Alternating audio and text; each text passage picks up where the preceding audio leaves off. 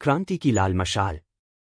20वीं सदी की राजनीति में कुछ ऐसे नेता हुए जिन्होंने इतिहास की धारा को मोड़ दिया। माओ त्से-तुंग उनमें से एक थे। लिटिल रेड बुक सिर्फ उद्धरणों का संग्रह नहीं है, यह एक क्रांति की आत्मा है। वह मशाल है जिसने अरबों लोगों को रोशनी दी। इसमें माओ के भाषणों, लेखों और विचारों से चुने गए सटीक और शक्तिशाली वाक्य हैं जो न केवल समाजवादी विचारधारा को जन्म देते हैं बल्कि आंतरिक जागृति भी लाते हैं। जहां दमन है वहां विद्रोह होना ही चाहिए। माओ की यह बात क्रांति की आत्मा को दर्शाती है। वह कहते हैं कि जब भी कोई शोषण की दीवार खड़ी करता है, जनता उसे गिराने के लिए उठ खड़ी होती है। क्रांति उनके लिए सत्ता हथियाने का जरिया नहीं बल्कि समाज में न्याय और समानता लाने का माध्यम है। क्रांति कोई डिनर पार्टी नहीं, न ही साहित्यिक रचना है। यह एक हिंसक संघर्ष है। इस विचार में माओ ने क्रांति की कठोरता को दर्शाया। उनके अनुसार परिवर्तन की राह पर चलना आसान नहीं होता। यह खून, पसीना और बलिदान मांगता है। जनता, जनता और केवल जनता ही वह प्रेरक शक्ति है जो इतिहास को आगे बढ़ाती है। माओ की विचारधारा पूरी तरह से जनकेंद्रित थी। उनके लिए सत्ता का मूल जनता में है, न कि किसी राजा, मंत्री या अफसर में। उन्होंने सिखाया कि एक सच्चा नेता वही है जो लोगों के बीच रहकर उनके संघर्षों को समझकर कार्य करता है। हम जनता के सेवक हैं, न कि उसके शासक। यह विचार सत्ता के चरित्र को ही बदल देता है। माओ ने नेतृत्व को सेवा का नाम दिया और अधिकारियों को निर्देश दिया कि वे जनता से सीखें, उनसे जुड़े और उन्हें सशक्त करें। वर्ग संघर्ष कुछ समय के लिए नहीं बल्कि पूरे समाजवादी युग में जारी रहेगा। माओ स्पष्ट करते हैं कि जब तक पूंजीवादी तत्व जीवित हैं, संघर्ष अनिवार्य है। समाजवाद सिर्फ नीति नहीं, एक सतत क्रांतिकारी प्रक्रिया है। जब तक वर्ग हैं, तब तक शांति असंभव है। यह विचार बताता है कि सच्ची शांति तभी संभव है जब समाज में सभी को समान अधिकार, सम्मान और अवसर मिले। माओ वर्ग विहीन समाज की स्थापना चाहते थे, एक ऐसा समाज जहां न कोई मालिक हो, न गुलाम। जो अपनी गलतियों को नहीं देखता, वह सच्चा क्रांतिकारी नहीं हो सकता।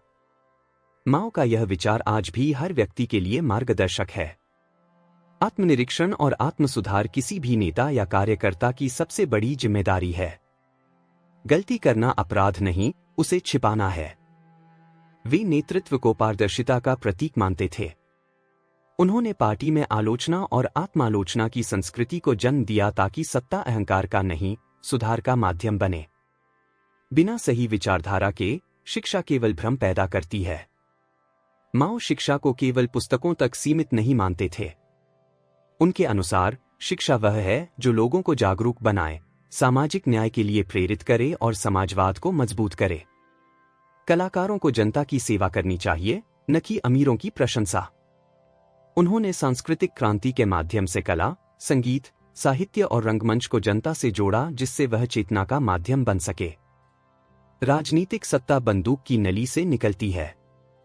यह माओ का सबसे चर्चित और विवादास्पद उद्धरण है। इसका आशय यह नहीं कि हिंसा वांछनीय है, बल्कि कि जो सत्ता जनसमर्थन के बिना स्थापित होती है, उसे टिकाने के लिए बल प्रयोग ही एकमात्र रास्ता होता है। सेना को केवल लड़ने के लिए नहीं, बल्कि निर्माण और सेवा के लिए भी तैयार रहना चाहिए। माओ की सेना पीपुल्स लिबरेशन आर्मी थी, एक ऐसी सेना जो निर्माण करती थी, सेवा देती थी और रक्षा करती थी। युवा धूप की तरह होते हैं, सुबह की रोशनी। माओ ने हमेशा युवाओं को परिवर्तन का वाहक माना। उन्होंने कहा कि युवा वर्ग अगर जागरूक हो जाए तो पूरा समाज बदल सकता है। युवाओं को गलतियां करने दीजिए, यही सीखने का रास्ता है। वे मानते थे कि गलती करना विकास की प्रक्रिया का हिस्सा है।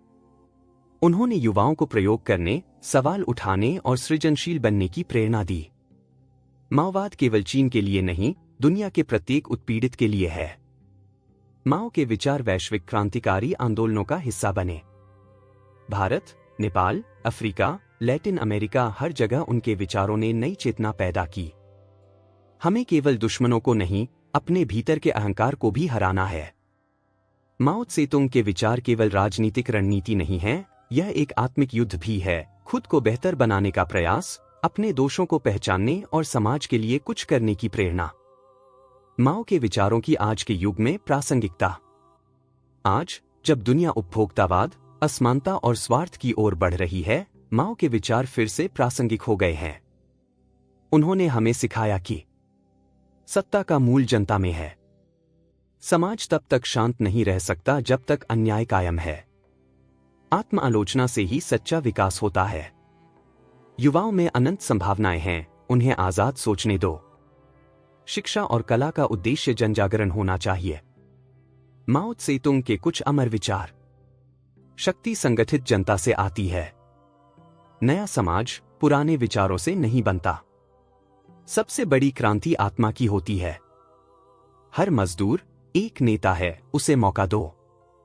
सबसे बड़ा युद्ध भीतर के डर से है। लिटिल रेड बुक एक विचार क्रांति का ग्रंथ। लिटिल रेड बुक महज किताब नहीं, एक परिवर्तन की प्रक्रिया है। यह हमें सिखाती है कि सत्ता, विचार, संघर्ष और सेवा सबका संतुलन ही मानवता की दिशा तय करता है।